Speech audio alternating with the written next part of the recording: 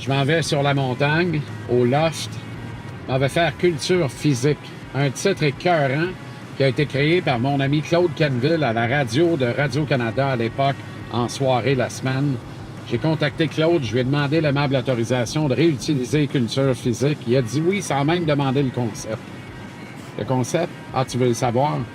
C'est une rencontre avec une personnalité du milieu artistique québécois que vous connaissez, puis que moi, j'ai appris à connaître au fil des ans en faisant du média à Montréal. Alors, je convie cette personne-là qui prend une de ses soirées d'été pour une belle rencontre sur la montagne, une discussion en profondeur, de laquelle sort des bons moments, des confidences, des moments tendres, des éclats de rire, assurément. Et on parle évidemment de sport parce que ce qui me lie beaucoup à ces personnalités-là, ben c'est un amour de la culture et du sport. Culture physique, ça commence dans les prochaines secondes. Bon épisode, présenté par ma belle gang de l'Association des concessionnaires Ford du Québec. Ils sont 84. Puis de ce temps-ci, ils t'offrent, tiens-toi bien, l'Escape hybride rechargeable 2025 au prix d'achat des employés Ford. Ça veut dire que tu peux obtenir jusqu'à 5 968 $ en ajustement de prix total. Pour en savoir plus, va vite chez l'un ou l'autre des 84 concessionnaires Ford du Québec. Assurément, mon chum, il y en a un dans ton coin. Et bon épisode de Culture physique.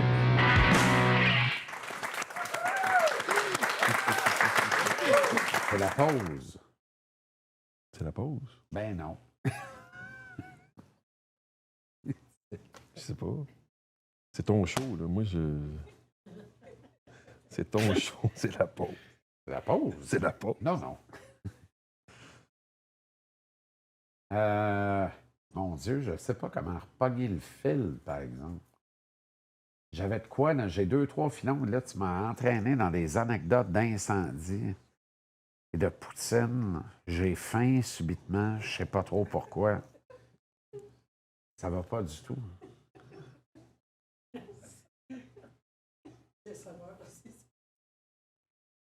Tu vas de Cyrano? Non, pas tout de suite, les gars. Ça suffit, là.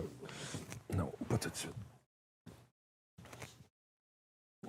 Le projet le plus marquant et pourquoi? C'est Cyrano parce que d'avoir un spectacle où tu es là du début à la fin, que le spectacle est sur toi, que tu tires la locomotive, ça, j'ai toujours rêvé de ça. Puis je l'ai fait. 111 représentations. Et 111. 111 représentations. Je dirais 65 grand public, le reste scolaire, parce que l'œuvre était étudiée, ce qui est quand même une... Enfin, dans les écoles, on lâche le TikTok puis on sauve à quelque chose. Puis moi, je te dirais qu'à 99%, il y a eu un show où c'était un peu chaotique, mais c'était un collège privé, c'est-à-dire. Mais sinon, là, les jeunes étaient vraiment attentifs puis très... Quand je l'ai vu, c'était un show scolaire. Oui, à Brossard. À Brossard de jour. Au 10-30. Non, c'est ça. C'est comme d'avoir la confiance. C'était Michel Deslauriers qui avait fait de la mise en scène. Une femme pour qui il y a une carrière hallucinante. Elle a tout fait, comédie, dramatique, les bye-bye puis tout. Pas reconnu à sa juste valeur tant qu'à moi. Mais ça, tu sais, dans une entrevue... les grands entretiens, je pense à Radio-Canada, à un moment donné, elle l'avait dit. Elle, c'est une grande amie de Pauline Martin. Puis Pauline, à l'époque, bon, c'était elle qui était la grande. Puis Michel, en tout cas, moi, je me rappelle, c'est pas textuellement ce qu'elle a dit, mais c'était comme, ben moi, là, moi j'avais ma place, puis je travaillais, puis je manquais pas de travail. Elle a tout le temps Ben oui, mais c'était Pauline. Moi, ça, je m'identifie à ça. Moi, je veux pas faire bonsoir. Je veux pas faire des... Je veux juste travailler, puis pouvoir me développer, puis... Tu sais, c'est un métier particulier. Fait que quand tu fais de la TV, si tu fais du théâtre, puis je fais des voix publicitaires, bien, tu sais, la polyvalence, c'est un luxe. Fait que quand il y a une branche qui est moins active, bien, tu peux te réfugier vers une autre branche. Fait que oui, Cyrano, le fait d'être là du début à la fin, d'assumer cette espèce de monument de texte, là, même si c'était une adaptation, c'était pas la pièce au complet, mais je veux dire, tu sais, ça m'a donné une confiance, ça m'a donné... Puis, tu sais, J'ai toujours rêvé de jouer ce rôle-là. J'ai toujours rêvé. Quand j'étais enfant, je regardais la Lune. Puis quand j'ai vu le film à l'époque, j'avais vu Guy, j'avais vu Pierre Lebeau, j'ai vu Patrice. Je veux dire, c'est ça. C'est le rêve d'une vie. Puis je l'ai fait, puis je l'ai bien fait. Puis c'est ça. C'est un rôle que... Il n'y a pas un spectacle. Des fois, il y a des shows d'été, tu dis, ah, c'est aujourd'hui, personne ne va rien voir, mais je suis un peu. Non, là, Cyrano, c'est un privilège de jouer ça. Il y avait toujours cette adrénaline-là, il y avait toujours cette espèce d'importance-là de dire, je joue ça à 111 reprises en tournée à travers la province. Toutes nos salles étaient pleines. On a joué à Sherbrooke, il restait 7 billets pas vendus, je l'ai pris personnel. J'ai fait, trouvez-moi 7 autres personnes, puis je vais leur donner le ticket, il faut que ça soit plein. Non, mais tu sais, puis moi, je partais de la salle. Puis quand je me retournais puis que je voyais le public, André Mathieu, c'est 918 personnes, on l'a fait 26 fois. 6 fois grand public, le reste scolaire, mais tout plein. C'est comme... Puis à la fin d'aller au bout de ça, tu sais. Et ce soir, quand j'entrerai chez Dieu, mon salut balayera largement le seuil bleu. Quelque chose que sans un pli, sans une tache, j'emporte malgré vous, et c'est mon panache. Tu sais, c'est comme si je pouvais transmettre ma sensibilité puis mes craintes et mes peurs, tu sais, la peur de séduire, la peur d'être adéquat, mais en même temps d'avoir cette espèce de panache-là, tu sais, humblement que j'ai en moi aussi, tu sais. Et ça, j'ai pu le transposer sur scène et ça a été une expérience formidable, vraiment. Comment c'est né? Parce que je t'imagine facilement grandir, naître, grandir et dire, moi, je vais jouer pour les Canadiens de Montréal. Fait que comment tu finis par dire, je vais jouer Cyrano de Bergerac? Qu'est-ce qui te frappe? La foudre? Est-ce-tu la foudre? Si oui, elle arrive quand exactement? C'est où le déclic? C'est au primaire? C'est au secondaire? C'est dans le ventre de ta mère? C'est d'aussi loin que tu te rappelles? Mais tu sais, au primaire... C'est un accident? Non, mais au primaire, ben, tu sais, j'étais concentration théâtre. Puis à un moment donné, on avait fait une petite pièce devant le public. Quand j'étais au terrain de jeu dans ma petite ville à Saint-Anne-des-Plaines, on faisait le show de fin d'année, tu sais. Puis là, écoute, j'ai fait Corey Hart, qui faisait Never Surrender. Ça, j'ai fait Michael Jackson avec son kit puis tout, là, dans le temps qui était fréquentable, mettons, tu sais. Fait que, tu sais, cette connexion, ben, le public, j'étais enfant, je faisais du lip-sync, mais la chorégraphie, puis tout ça. Puis je voyais les moniteurs, les monitrices, hey, oh, mais c'était super bon, puis ça. Puis de sentir que le centre Jean-Guy Cardinal à Saint-Anne-des-Plaines était rempli de parents, puis tout ça, puis que j'étais là, puis que ça, j'aimais ça. Après ça, au secondaire, ben, j'ai eu la chance d'être formé littéralement par Yves Trudel. Yves Trudel qui... Ça, là, c'est pas possible. Ben non, mais Yves ça, Trudel, Méo, là. Méo dans Elvis Gratton. Je veux dire, tu sais, Yves... Que personne, sauf les initiés, imagine être un vrai acteur dans la vie. Ah, c'est un vrai acteur. Tout le monde avait l'impression que c'était vraiment le pompiste du coin, puis que Falardeau puis Poulain avaient dit, Chris, on lui donne un rôle dans le film, il était écœurant, de toute façon, il ne parlera pas. Ça, c'est le génie de cette... chiquer de touille tout le long. Puis... Ça, c'est le génie de cette interprétation-là, c'est-à-dire que tu comprends tout, tu comprends rien. Mais tu comprends tout. Feu Yves Trudel. Feu qui est mort il y a quelques années. Non, c'est ça. Fait cancer du poumon. Cancer, mais je sais pas... Mais que tu as donc bien connu. Ah ben mon Dieu, Yves, ça a été un mentor, ça a été... Yves, on a fait, tu sais, après... Ben, c'est ça, tu sais, la genèse, c'est que Yves, un acteur qui enseigne le théâtre dans une polyvalente, donc, tu sais, il touche un peu à son rêve d'être acteur. C'est un auteur, c'est un metteur en scène. Puis en même temps, il enseigne parce que c'est une sécurité d'être prof régulier dans une polyvalente. Polyvalente Sainte-Thérèse, à l'époque, bon là, dans le classement, présentement, c'est pas l'école la plus, mais à l'époque, c'était une école fabuleuse où j'ai eu des profs fabuleux. Odette Lebert en français, Jean-Marc Chaumont, le père de JF? Exactement. D'ailleurs, c'est quand Jean-Marc est mort, j'ai écrit, puis il me dit, il dit, mon père m'a souvent parlé de toi. J'étais comme, mon Dieu, tu sais. Wow. Il savait, mon désir était d'être acteur, mais j'ai toujours aimé l'histoire, j'ai toujours aimé... Fait que, tu sais, puis là, Yves m'a amené à partir du secondaire 3, faire partie de la troupe à Trudel, c'était très prestigieux. C'était très... Et, tu sais, écoute, j'ai fait du Molière avec lui, j'ai fait du Jean Anouilh, on a fait Antigone, on a fait des créations de hip, on a gagné le concours du théâtre Denis Pelletier quand Guy Nadon était directeur de la NCT à l'époque. On est allé en Europe avec Yves jouer La Complainte des Hivers rouges de Roland Lepage, la pièce sur les Patriotes. On a joué là pendant 1 mois de temps. Et il m'a fait découvrir l'Europe, il m'a fait découvrir Paris, il m'a fait découvrir tout ça. Fait que, il croyait en moi, il croyait en mon talent, puis ça a été. Puis, tu sais, il nous dirigeait comme si on était des vrais acteurs et non pas des étudiants un peu. Il n'y avait pas d'infantilisation, c'était vraiment au niveau. Et ça, Yves a été très important pour moi, tu sais. Fait que, tu sais, le désir d'être acteur est venu là, puis c'est concrétisé à ce moment-là. C'est ça. Puis après ça, ben là, tu sais, j'ai fait mes auditions, puis après ça, ben, tu sais, la formation, c'est. Lionel Groulx. Exactement. Lionel Groulx. 80. C'est drôle parce que une polyvalente devenue une porno-valente, redevenue une école secondaire un peu Caïn-Cara, puis whoop, il y a de la noblesse qui s'inscrit là-dedans. Lionel Groulx, c'est un peu le parent pauvre, et pourtant, ta classe, notamment la class of 99, la classe de 99, est une classe remarquable.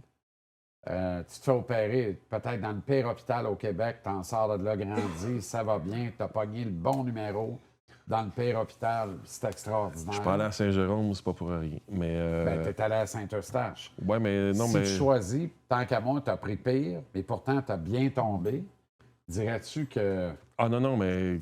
Dans le fond, t'es là pour... Puis c'est pas un... Non. C'est un jugement totalement personnel. Non, mais j'ai pogné une chirurgienne qui est extrêmement respectée. Voilà. Ça, j'ai vérifié. Voilà. Non, Voilà. ça. Mais ça m'intéresse encore une fois, c'est comme. Fait que tu vas dans le mauvais bocal, puis tu sors le meilleur poisson tout le temps. Non, mais c'est parce que souvent, parce qu'il y a des très bons éléments. En fait, la perception qu'on peut avoir des choses souvent, un peu comme dans notre métier à un moment donné, au Québec, on pense qu'il y a juste 4 acteurs qui peuvent tout faire. C'est pas vrai, ça. C'est pas vrai. Il y a plein d'acteurs qui ne travaillent pas assez, qui devraient travailler. Puis on n'est pas dans un monde communiste. T'es pas tanné que les producteurs veulent marier juste des femmes enceintes? Ce que je veux dire par là, c'est que moi, l'impression que ça me donne, c'est que les producteurs se prosternent devant toujours les mêmes personnes et refusent, alors qu'ils ont un pouvoir certain, de mettre au monde d'autres talents ou d'offrir des tribunes autres à d'autres talents. Oui. Tu sais, tu joues dans tout. Si quelqu'un avait fait l'effort, si un producteur de télé avait fait l'effort d'aller voir Cyrano, ne serait-ce qu'un après-midi, parce qu'on est bien occupé. Moi, je l'étais occupé, puis je suis allé le voir à 10 h le matin. J'étais là. Mais. Oui, mais. Fait que si quelqu'un le fait, il va dire, mais non, attends un peu, lui, il peut avoir un lead, il peut porter ma série, il peut avoir un premier rôle. Oui. Je vais lui donner. Oui. Je vais lui donner. Parce que je crois en lui, parce que ci, parce que ça. Oui. Je dis pas qu'ils le font pas, ils Non, le non, font non, non, avec non. certains. Non, mais tu sais. Je dis pas que ça arrivera pas, puis ça va arriver. Mais non, mais tu sais, eux autres, ils ont leur.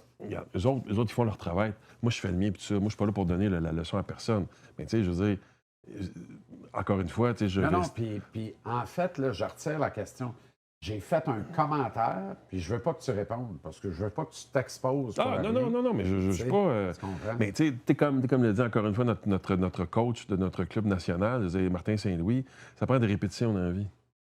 Plus tu répètes, plus que tu vas être adéquat. Je veux dire, un kid de 22 ans qui est blessé, puis qui est out pour 15 matchs ou pour 20 matchs, quand il revient, là, ça y prend 15 matchs pour retrouver la game shape. Ça y prend peut-être 10 matchs encore pour retrouver ses touches à lui. C'est pas évident à un moment donné. Fait que quand tu es moins exposé pendant 4, 5, 6, 7, 8, 9, 10 mois, ben c'est sûr qu'à un moment donné, tu peux pas être... Tu rouilles.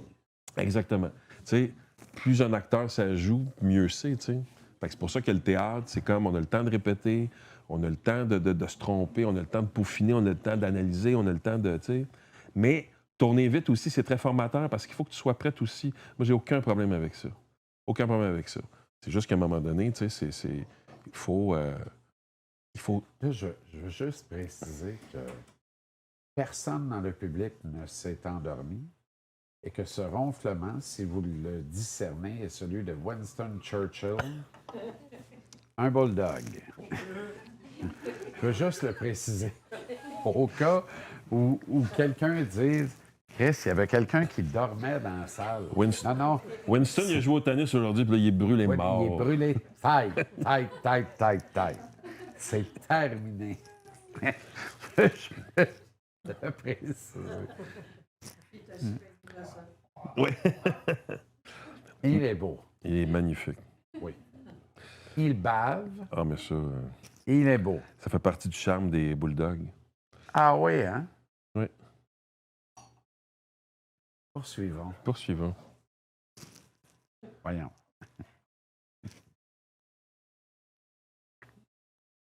Un lead au TNM ou un lead dans un film d'auteur avec un réalisateur? Coup de vierge. D'abord, c'est qui ton réalisateur, toi? T'as pas le droit de dire Troji? Non. Parce que ça, c'est... Je travaille avec lui. Il est fantastique. Ben, Non, mais c'est comme un frère. oui. Écoute, mais tu sais, j'ai eu la chance de tourner pour Denis Arcand dans L'Âge des Ténèbres. J'ai eu la chance d'aller à Cannes aussi. Le film n'était pas en compétition, mais il était présenté en film de clôture. Ouais. J'ai eu une bine à l'épaule d'Alain Delon, quand même. Formidable. C'est quand même. Mais J'aurais sans doute préféré un French de Catherine Deneuve, mais bon. je l'ai pas vu. J'ai vu Charlotte Rampling, par contre. Ah? Et Karl Lagerfeld était juste derrière moi. C'est bien. Ben, j'écoute. On name drop. Non, mais écoute, qu'est-ce que tu veux? J'étais là. Mais, mon réalisateur, écoute, moi, j'aurais aimé ça tourner pour Jean-Claude Lauzon, à l'époque. Jean-Claude Lauzon, qui est décédé beaucoup trop jeune avec Marie-Soleil Touga. Léolo, Un zoo la nuit, c'est des films absolument incroyables. Mais le cinéma, c'est fabuleux, mais le TNM, ça a comme une symbolique vraiment très grande pour moi. Moi, mes parents nous abonnaient au TNM, j'avais 14, 15, 16 ans. Fait que je prenais l'autobus, puis j'allais, puis là, je voyais tout ça, puis je me voyais, je me transposais sur la scène. Cette scène-là est comme... Fait Oui, puis ta révélation, c'est pas assis en indien devant TV à lampe. C'est à performer à la paroisse, au village, devant un public. Oui. Fait que je suis pas surpris de ta réponse. Non, c'est ça. C'est cette drive-là, ce que tu reçois des gens. C'est comme là, 12 hommes, on l'a enchaîné vendredi pour la première fois devant les concepteurs. Alors, c'est une pièce où on se rend compte où la tension est tellement grande du début à la fin. Je te dirais, à un moment donné, c'est comme quand tu te prépares à faire un marathon, tu sais. Tu cours un 5, tu cours un 7, tu cours un 10, tu cours un 12, tu cours un 15, tu cours un 6. Jusqu'à temps qu'avant, 2 semaines avant, tu cours un 37,5, des fois un 40. Là, après l'enchaînement, après 60 pages, on était comme... OK, on était comme un peu brûlé parce que... Fait qu'à un moment donné, cette espèce d'être sur scène pendant 2 heures non-stop, les 12 en même temps, c'est comme... Ça va vraiment être un défi. Fait que oui, le contact avec le public sur scène, ça n'a pas de prix. Ça n'a pas de prix. C'est comme... t'es là, tu te mets en danger, t'es comme... Tu sais, c'est ça, c'est comme de... Faut que tu sois à l'écoute. Faut que tu joues la situation le plus possible. Faut pas que tu ailles le vertige, en tout cas le moins possible. T'sais. Faut que tu restes canalisé sur ce que tu as à faire, sur ta trame, sur ton... Puis d'essayer à chaque soir, d'essayer de réinventer les affaires. C'est pas tout le temps possible, mais c'est ça le but de t'amuser là-dedans. Puis d'être en tournée, c'est le fun. Tu parcours la province, tu rencontres des gens, puis les gens aiment le théâtre. C'est souvent les gens ils disent « Ah là, dans les grands centres, vous pensez que... » Mais non, ils aiment ça, puis ils veulent se faire raconter des histoires. Puis tu sais, avec l'époque où on vit, c'est un peu cynique. Bon, avec ce qui se passe, la politique, puis tout. Puis bon, tu sais, la Corée, la Russie, l'Ukraine, puis tout, à m'amener de s'arrêter un bon 2 heures dans une ville, puis de raconter une histoire à des gens, c'est comme... C'est un privilège incommensurable, tu sais, fait que... Merci d'avoir été là. Sois là demain pour la suite de la grande conversation Culture physique. Une présentation des 84 concessionnaires de l'Association Ford du Québec qui t'offre le Ford F-150 Lightning au prix que les employés Ford payent. Visite le Ford.ca/JC en liberté pour tous les détails et toutes les offres. et à demain.